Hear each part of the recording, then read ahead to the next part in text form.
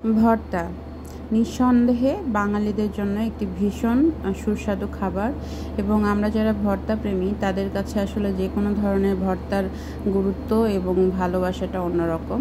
তো আজকে আমি আপনাদের সঙ্গে শেয়ার করছি ভীষণ মজার পটল এবং চিংড়ি মাছ দিয়ে একটি ভর্তা।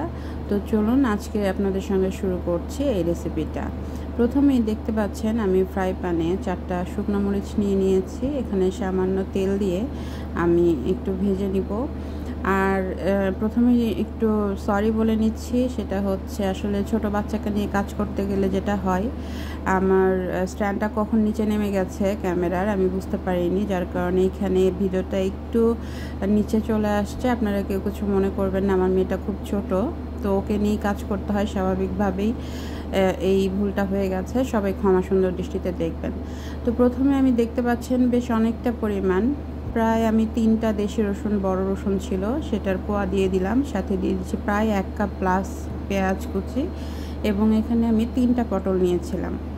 তো আমি একসঙ্গে সব কিছু দিচ্ছি, যেহেতু পটলটা সিদ্ধ হওয়ার ব্যাপার আছে, সুতরাং পেঁয়াজটা যদি আমি বেশি ভেজে নিই তাহলে পটলটা সিদ্ধ হবে না।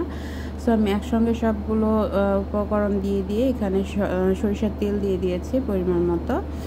এখন আমি একটু সময় নিয়ে এই সব কিছু ভালোভাবে ভেজে নিব। সাথে দিয়ে দিচ্ছি হচ্ছে পরিমাণ মতো লবণ, আর এখানে আমি হাফ চা চামচের মতো গোটা জিরা দিয়েছি। সাথে দিয়েছি হচ্ছে হলুদ গুঁড়া।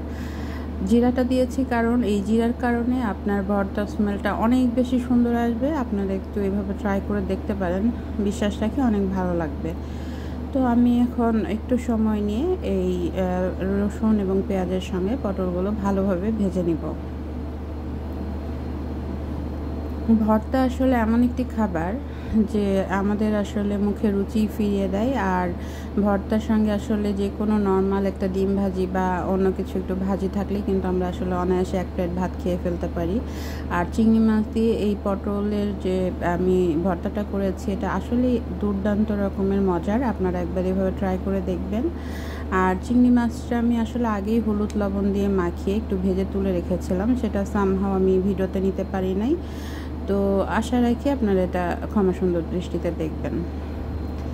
আমি মোটামুটি সময় নিয়ে পটল এবং পেঁয়াজ রসুনটা ভালোভাবে ভেজে নিচ্ছি। দেখতেই পাচ্ছেন পেঁয়াজের রঙটা কিন্তু চেঞ্জ হয়ে আসছে, আর এদিকে আমার পটলটাও অনেকটাই সিদ্ধ হয়ে আসছে।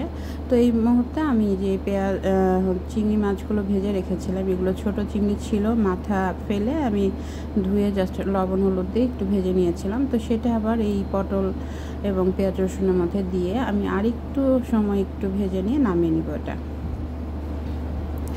তো হয়ে গেছে আমার পটল এবং পেঁয়াজ রসুনের সঙ্গে চিংড়ির যে মিশ্রণটা, এটার ভাজা রেডি। এবং আমি এটা চুলা থেকে নামিয়ে জাস্ট এখন আমি একটু ঠান্ডা হওয়ার জন্য সময় দিব, যেহেতু ভর্তার সাথে সাথেই করতে পারবো না একটু গরম অবস্থায়। সো একটু আমাকে ঠান্ডা করে নিয়ে তারপর এটার ভর্তা করতে হবে। তো আমি এই যে ঠান্ডা করে নিয়েছি, দেখতেই পাচ্ছেন প্লেটে বেড়ে রেখেছি। আর এখানে সেই শুকনো মরিচ যেটা আমি ভেজে রেখেছিলাম সেটাও নিয়ে নিয়েছি। এখন সব কিছু আমি পাটার মধ্যে খুব সুন্দর করে বেটে নিব।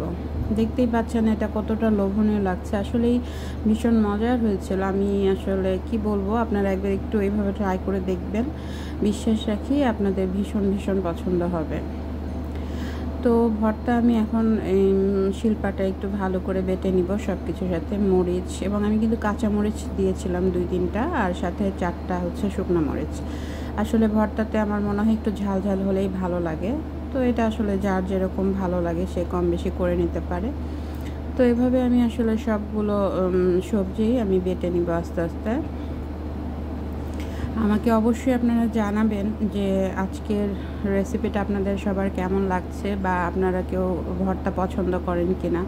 এমন যদি হয় কেউ কোনো ধরনের ভর্তা খেতে চান, সেই রেসিপিটা দেখতে চান, আমাকে অবশ্যই কমেন্টে জানাতে পারেন। আমি চেষ্টা করব সেই রেসিপিগুলো তৈরি করে আপনাদেরকে দেখাতে। আসলে আমি রান্না নিয়ে কাজ করতে খুবই আগ্রহী বেশ অনেক আগে থেকেই, কিন্তু যেহেতু আমার 2টা বেবি ছোট, সো একটু শুরু করতে দেরি হয়ে গেল, বাট আমি চেষ্টা করবো এখন থেকে নিয়মিত আপনাদের সামনে নতুন নতুন ভিডিও আনতে, এবং আমি বিশ্বাস করি যে সেই রেসিপিগুলো আপনাদের ভালো লাগবে। কারণ আমি যে খাবারগুলো আপনাদের সঙ্গে শেয়ার করি না কেন, আমি সেটা নিজে খেয়ে টেস্ট করে যদি দেখি যে না ভালো লাগছে, তবেই কিন্তু আমি আপনাদের সঙ্গে শেয়ার করি। তো আশা রাখি আপনাদের আমার রেসিপিগুলো অবশ্যই ভালো লাগবে। তো এই যে আমি দেখতেই পাচ্ছেন অনেকটা বেটে নিয়েছি, এভাবে আমি পুরোটা ভর্তা কিন্তু বেটে নিয়েছি। আর শেষে যেটা করেছিলাম, এই পাটার মধ্যে একটু ভাত নিয়ে সবাইকে দেখি যে পাটায় মোছা ভাত খেতে, এটা আসলে আমার একটা আগ্রহ ছিল যে কেমন লাগে আসলে। তো আমি খেয়ে দেখেছি, আসলেই খুব মজার লেগেছিল খেতে, আর ভর্তাটা তো বেশি মজার হয়েছিল। সো এটা একটু ট্রাই করে দেখলাম, নতুন একটা এক্সপিরিয়েন্স, ডেফিনেটলি অনেক মজার ছিল। তো ধন্যবাদ সবাইকে, সবাই আমার পাশে থাকেন বা আছেন জন্যই কিন্তু আসলে কাজ করতে পারছি। আপনারা আমার কয়েকটা ভিডিওতে এত ভালো রেসপন্স দিয়েছেন, আমি সত্যি অভিভূত এবং অনেক বেশি অনুপ্রাণিত। আপনারা এভাবে যদি আমার পাশে থাকেন, আমি অবশ্যই ভালো করতে পারবো আমার কাজটা নিয়ে, এটা আমি বিশ্বাস করি। তো সবার প্রতি আমার অনেক অনেক কৃতজ্ঞতা এবং অসংখ্য অসংখ্য ধন্যবাদ।